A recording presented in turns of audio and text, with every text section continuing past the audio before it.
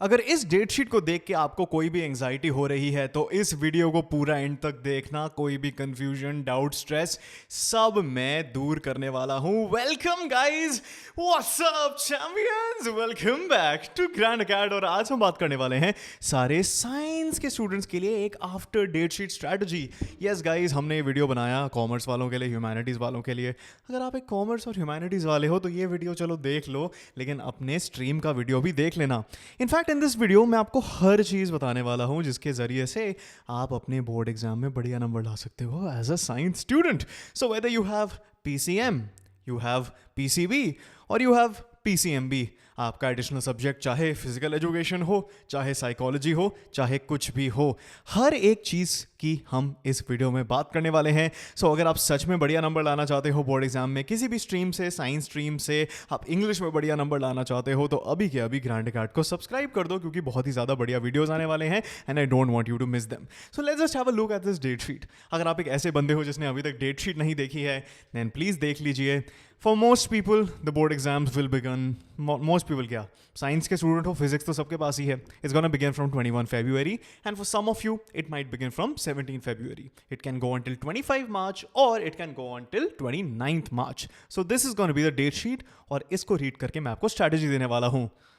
Okay, kicking it straight of, early analysis हमें क्या बताती है बेटा? ये थोड़ी पॉइंटर्स हैं जो हमें अभी से क्लियर रखने हैं और हमें उनके ज़रिए से अपनी स्ट्रैटेजी फॉर्म करनी है। फिजिक्स और केमिस्ट्री में बहुत ही ज़्यादा स्मॉल गैप होने वाला है, 4 days। अब कई लोग कहेंगे सर हम तो केमिस्ट्री कर लेंगे 4 दिन में। You are in the small minority of people. Chemistry is a theory laden subject, आपको इतनी सारी चीज़ें याद रखनी है, तो इसके लिए हमें पहले से प्रिपेयर करना है। We'll need to prepare chemistry in a very fast pace fashion early on. There is ample time for mathematics, 9 दिन दे दिए गए हैं केमिस्ट्री के बाद, so it's not gonna be a problem if you have mathematics. But इसके बीच में अगर आपके कोई एग्जाम्स पढ़ते हैं it might be something to worry about. There's a long gap for biology, तो अगर आप PCB के स्टूडेंट हो, PCMB के स्टूडेंट हो, biology will also not be a concern, provided कि आप काफ़ी ज़्यादा पढ़ो, क्योंकि बहुत लंबा गैप है और उसकी वजह से बहुत सारी प्रॉब्लम्स भी आ सकती हैं जो हम इस वीडियो में ज़रूर बात करेंगे। द वर्स्ट थिंग इज़ बेटा, इस पूरी डेट शीट को देख के मुझे लग रहा है सारे साइंस के बच्चे, like every single year we see they ignore English, and I think इस बार की डेट शीट उस चीज़ को ज़्यादा कंड्यूसिव बना रही है कि बच्चे इंग्लिश को इग्नोर करेंगे और बाद में उनके एलिजिबिलिटी क्राइटेरिया मीट नहीं होंगे simply because they don't score well in English और they don't study English. Physics, chemistry, math, bio are spaced out across February and early March, तो आपके जो मेन साइंस सब्जेक्ट्स हैं वो पहले ही खत्म हो जाएंगे। And other subjects such as IP, CS, English जो मार्च में है, लेकिन बाकी सारे सब्जेक्ट्स ले लो, साइकोलॉजी ले लो, वो बाद में होंगे। और उस टाइम तक मुझे लग रहा है the problem is going to be that you are going to face a lot of stress while your main subjects are happening. Physics पढ़ रहे हो, केमिस्ट्री पढ़ रहे हो, बायो दे रहे हो, बहुत ज़्यादा पढ़ने को होगा और उस टाइम पे फटीग सेट इन कर सकता है। You can become so frustrated and so drained by studying all of these things that you might actually start ignoring your additional subjects or ignore English in the process of biology and other subjects. तो ये सारे early analysis pointers मैं आपके साथ share करना चाहता था। अब इसके बेसिस पर हम आगे के महीने को स्ट्रैटेजाइज करते हैं, देखते हैं कि हमें अब क्या करना है, दिसंबर में क्या करना है, जनवरी में क्या करना है, ताकि हमारे बोर्ड एग्जाम में अच्छे नंबर आ जाएं। अब बेटा देख लेते हैं थोड़े अर्जेंट पॉइंट्स जो हमें अभी से एड्रेस करने हैं और अर्जेंटली प्रिपरेशन में इनकॉर्पोरेट करने हैं। Students may find it challenging to revise physics comprehensively while also preparing for chemistry right after. So हो सकता है कि इस डेट शीट में आप फिजिक्स के लिए प्रिपेयर कर रहे हो after physical education, in which case आपको लगे टाइम कम है। लेकिन अगर चाहे आपका वो एग्जाम ना भी हो, केमिस्ट्री को अब आप एकदम फिजिक्स के बात करोगे, फिजिक्स में आपको बहुत पढ़ाई करनी पड़ेगी। फिजिक्स का board exam by the way tough भी आता है यूजुअली, तो उसमें आपको प्रॉब्लम हो सकती है, आप ड्रेन्ड फील कर सकते हो। So it requires a solid base in both subjects और आपको that is why much before February, मैं कहूँगा दिसंबर के महीने में ही अपना फिजिक्स और केमिस्ट्री का सिलेबस 100% 2 बार कर लेना चाहिए। जो PCB के स्टूडेंट्स हैं they may lose touch with biology if they don't revise consistently as it is scheduled 26 days after chemistry.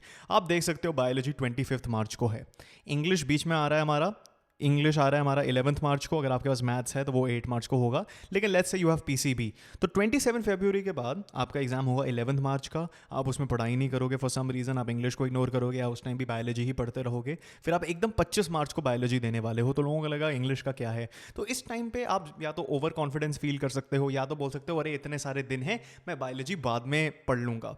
Now that is a trap, both of these things are a trap. Under preparing and over preparing, you might sacrifice English in the process, and because biology is falling between heavy subjects, maybe maths, maybe economics, you are going to face some amount of inertia. Now that inertia can be either staying in the state of rest or staying in the flow of motion, that's up to you, but मैं recommend करूंगा कि complacency को please fertilise मत करिए। जो भी आपके subjects हैं उन्हें इक्वल मानिए।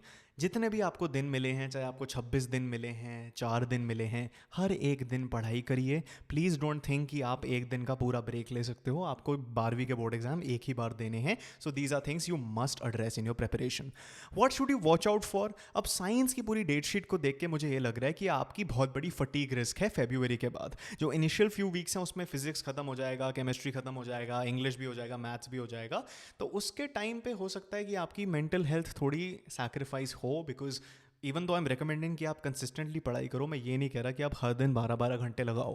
बायोलॉजी के अगर 26 दिन हैं, दैट डजन मीन कि आप हर दिन 12-12 घंटे लगाओगे सिर्फ बायोलॉजी में। दैट डजन मीन कि आप इंग्लिश 500 घंटे पढ़ लोगे। No, I am saying take 1 hour a day, 2 hours a day, 3 hours a day. धीरे धीरे करके हमें अपनी आप को नरिश भी करना है। You need to eat good food, you need to get good sleep. Those things are as important as whatever else we're discussing right now. अब time management during gaps will make or break performance in these subjects.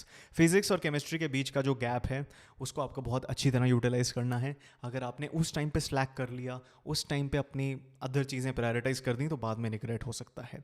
Chemistry और maths के बीच का भी gap मुझे इतना comfortable नहीं लग रहा, specially because you have English right after, so you need to take that into account and prepare accordingly.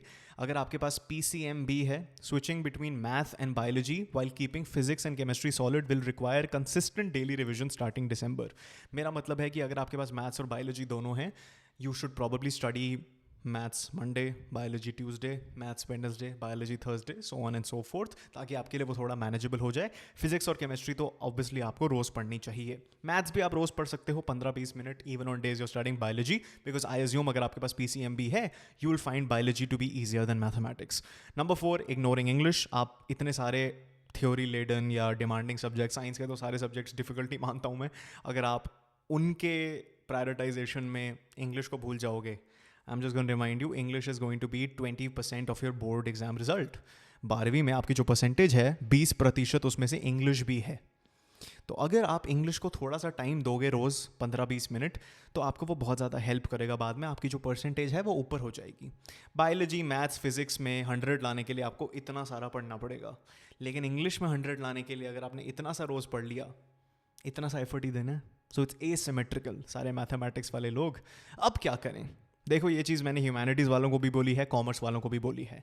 You need to make December your core study month. इसमें हमें पूरा का पूरा सिलेबस निपटाना है। अगर आपने हमारी 2 मंथ की स्ट्रैटेजी नहीं देखी, उसे जाके देख लेना इस वीडियो के बाद, मैं लिंक कर दूंगा, लेकिन अभी इसको सुनो। पूरे के पूरे सिलेबस को हमें दिसंबर में ख़त्म करना है। All chapters of each subject must be done once by the end of December.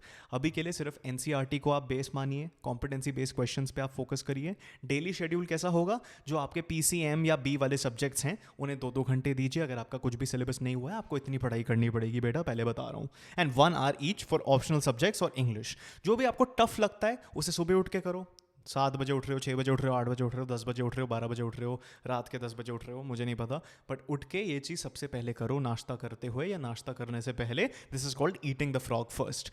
Please don't waste your time in sample papers. कई लोग पढ़ाई के चक्कर में सैम्पल पेपर्स करते रहते हैं, लेकिन the reality of sample papers is they are only use to gauge your preparation. कि मैंने आज रिविजन कर ली, आज मैं सैम्पल पेपर देख के देखता हूँ कि अगर पेपर आज होता तो मेरे कितने नंबर आ रहे होते। इसके अलावा उनका कोई भी पर्पस नहीं है। प्लीज़ अपने टाइम बर्बाद मत करिए, ठीक है? तो दिसंबर में सारा सिलेबस ख़त्म कर दीजिए। Hopefully if you can't do all of them, you'll probably do it for all of the core subjects. Physics and chemistry सारे साइंस स्टूडेंट्स के पास है, तो बेटा 1.5 to 2 hours डेली दो. अगर आपने अभी तक कुछ नहीं पढ़ा है, रिवाइज कर रहे हो तो 1 घंटा तो दो. फिजिक्स में न्यूमेरिकल्स, डेफिनेशंस, डेरिवेशंस को रोट लर्न करो. न्यूमेरिकल्स तो प्रैक्टिस करने पड़ेंगे, बाकी चीज़ों को रोट लर्न करो. केमिस्ट्री में एनसीईआरटी इज एवरीथिंग, पीवाईक्यूज को प्रैक्टिस करो. एनसीईआरटी एक्सरसाइजेस और 1 या 2 प्रीवियस ईयर क्वेश्चन पेपर्स को वीकली प्रैक्टिस करोगे तो आपका बेस बनता रहेगा, क्योंकि संभावना है केमिस्ट्री में स्पेशली चीज़ें रिपीट होने की. इंग्लिश में dedicate 1 hour every other day, ठीक है. और बाकी दिन में जो आप 1 घंटा नहीं दे रहे, आप 30 मिनट्स दो. तो 30 minutes Monday, 1 hour Tuesday, 30 minutes Wednesday, so on and so fourth. Themes को एनालाइज करो, राइटिंग स्किल्स को प्रैक्टिस करो. ऑप्शनल सब्जेक्ट में आपका CS, IP, फिजिकल एजुकेशन कुछ भी है. अगर फिजिकल एजुकेशन है तो अब से 1 घंटा दे सकते हो एवरी अदर डे. डेफिनेशंस और PYQs पे फोकस डालना अपना, शॉर्ट नोट्स बनाने पे. और अगर आपके पास CS है, IP है, तो डेली 1 to 2 hours आप प्रैक्टिस कर सकते हो यूजिंग रेफरेंस बुक्स. कईयों का PCMB में मैथ्स होगा ऑप्शनल सब्जेक्ट, उनके लिए भी मैं रेकमेंड करूंगा आप 30 मिनट्स या 1 hour प्रैक्टिस करो, जैसे मैंने आपको प्रीवियसली एक्सप्लेन करा है. अगर आपके पास PCB है तो आपका डेली गोल होना चाहिए बायोलॉजी को ज़्यादा फोकस देना. ऑब्वियसली PC आप रोज़ कर रहे हो, बायोलॉजी को भी आपको रोज़ करना चाहिए. डायग्राम्स को, NCERT को रोट लर्न करने में, टर्म्स को याद करने में, या फिर रिटेंशन बेस्ड रिविजन करने में. PCMB के लिए मैंने आपको पहले बता दिया है, बायोलॉजी मैथ्स में आप ऑल्टरनेट कर सकते हो. इंग्लिश हर स्ट्रीम को, हर सब्जेक्ट के बच्चे को at least 1 hour every 3 days, 1 hour every 2 days and 30 minutes for the rest करना चाहिए. Now I want to tell you कि आप सच में अगर इंग्लिश में अच्छे नंबर लाना चाहते हो, आप एक बिजी साइंस स्टूडेंट हो, मैं समझ सकता हूं, तो मैं रेकमेंड करूंगा कि आप अभी के अभी कंसिडर कर लो ग्रैंड अकेड के प्रो मैक्स चैंपियन कोर्स को ज्वाइन करना. आप साइंस पढ़ते रहो, इंग्लिश की जिम्मेदारी हमें दे दो. सबसे बढ़िया लाइन बाय लाइन लेक्चर्स, सबसे बढ़िया आपको answer writing master guidance, doubt solving, live sessions, recorded classes, सब कुछ मिलेगा. प्रो मैक्स के नोट्स मिलेंगे, ऐसे नोट्स जो आपको कहीं नहीं मिल सकते. माइंड मैप्स, जिसकी वजह से बच्चों के हाफ ईयरलीज में जो 50 आ रहे थे, आज प्री बोर्ड्स में 90 टच कर रहे हैं. अब यहाँ पे देख सकते हो, ये साइंस की स्टूडेंट थी, ये भी साइंस के स्टूडेंट थे, इन सब के नंबर बहुत अच्छे आए हैं. मैं जानता हूँ साइंस के स्टूडेंट्स बहुत बिजी होते हैं, इंग्लिश को इग्नोर करते हैं, लेकिन इंग्लिश को इग्नोर करना बंद करो. लेकिन अगर ज़्यादा मेहनत नहीं करनी और फिर भी अच्छे नंबर लाने हैं तो अभी के अभी से ज्वाइन कर लो. आपको इसकी लिंक मिल जाएगी पिन कमेंट और डिस्क्रिप्शन में, या तो आप ये QR कोड स्कैन कर लो, बिल्कुल स्कैन कर लो. स्कैन क्या करोगे, और अभी के अभी मेरे साथ जुड़ जाओ for the best English preparation. जनवरी में फिजिक्स एंड केमिस्ट्री के लिए फुल लेंथ सैम्पल पेपर्स को आप प्रैक्टिस करो, देखो कि आपकी फ्लॉज कहाँ हैं, एनालाइज करके फिर उन्हें रिवाइज करो. डेरिवेशंस, इक्वेशंस, फॉर्मूलाज की एक शीट बना लो, नोटबुक बना लो और उसे रोज प्रायोरिटाइज करके रिवाइज करो. मैथमेटिक्स के लिए वीक एरियाज आइडेंटिफाई करके एग्जाम्पलर क्वेश्चंस करो, मॉक पेपर्स करो, और डेली 2 hours आप देख सकते हो, बिकॉज मैथ्स का एग्जाम जल्दी आएगा, आपके पास इतना टाइम भी नहीं होगा. जनवरी में बायोलॉजी के लिए सेम चीज़, अब आपका सिलेबस हो जाना चाहिए. अगर आपके पास PCB है तो बेटा 2 घंटे तो बायोलॉजी को देना शुरू कर दो. आई नो बाद में आपके पास बायोलॉजी के लिए बहुत ज़्यादा टाइम है, तो अगर आपके बाकी सारे सब्जेक्ट्स का सिलेबस नहीं हुआ है, आप वो कर सकते हो, लेकिन बायोलॉजी को प्लीज़ प्रायोरिटाइज दो, आप हो मेडिकल साइंस के स्टूडेंट. अब जनवरी में PCMB में मैं कहूँगा आप डेली के 2 घंटे दे दो, 1 घंटा मैथ्स पढ़ लो, 1 घंटा बायोलॉजी पढ़ लो, और वीकेंड्स पर या तो आप संडे को बायोलॉजी कर लो, सैटरडे को मैथमेटिक्स कर लो, या आप संडे को मैथमेटिक्स कर लो और सैटरडे को बायोलॉजी कर लो. That I leave up to you. जब जनवरी आएगा एक और हम स्ट्रैटेजी वीडियो बनाएंगे, तो अभी कभी सब्सक्राइब कर दो. अब मैं एक ग्रैंड ओवरऑल टिप्स आपको दे देता हूं. मिड जनवरी से PYQ पेपर्स सॉल्व करना शुरू करो, उससे आपकी कॉन्फिडेंस ऊपर होगी और जो क्वेश्चंस रिपीट होते हैं वो भी कवर हो जाएंगे. टर्म्स, डेरिवेशंस, इक्वेशंस के शॉर्ट नोटबुक मैंने आपको बता दी है. टाइट गैप्स जहां पर भी हैं फिजिक्स केमिस्ट्री में फॉर एग्जाम्पल, उनके लिए रिविजन नोट्स बनाइए. सब कुछ आप एक रात पहले रिवाइज नहीं कर पाएंगे. वीक एरियाज आप प्रायोरिटाइज करिए दिसंबर में, जो बाद में जाके आपकी स्ट्रेंथ्स बन जाएंगी जब आप जनवरी में रिवाइज करोगे. Make total utilisation of what English offers, मैंने आपको ऑलरेडी बता दिया है. इंग्लिश को जाने मत दीजिए, वो आपका बोर्ड एग्जाम का रिजल्ट 70 से 80s में ला सकता है, 80 से 90s, 90 से 95s की रेंज में भी ला सकता है. अगर आपके लिए आपके बोर्ड एग्जाम्स कुछ मायने रखते हैं, then you have no choice but to study your optional well. चाहे आपका साइकोलॉजी हो, बायोलॉजी ऑप्शनल हो, मैथ्स ऑप्शनल हो, फिजिकल एजुकेशन हो, IP हो, CS हो, आपको उसको टाइम देना है. बिकॉज अगर आप चाहते हो कि आपके बोर्ड एग्जाम में अच्छे नंबर बने, तो आपको वो करना पड़ेगा अलॉन्ग साइड इंग्लिश. रिमाइंड कर दूं कि आप इस QR कोड को स्कैन कर सकते हो अभी के अभी, या फिर आप लिंक में जा सकते हो जो डिस्क्रिप्शन और पिन कमेंट में है, जिसके जरिए से आपकी इंग्लिश की प्रिपरेशन हम डील करेंगे, and we will certainly help you score brilliant marks in English. अभी के अभी ग्रैंड अकेडमी को सब्सक्राइब कर दो for the best strategy content on YouTube, and I will be there to help you. Comments में बताओ आप और किस टॉपिक पे वीडियो चाहते हो. I want to help more science students moving forward. All right, till next time, keep winning, you champions.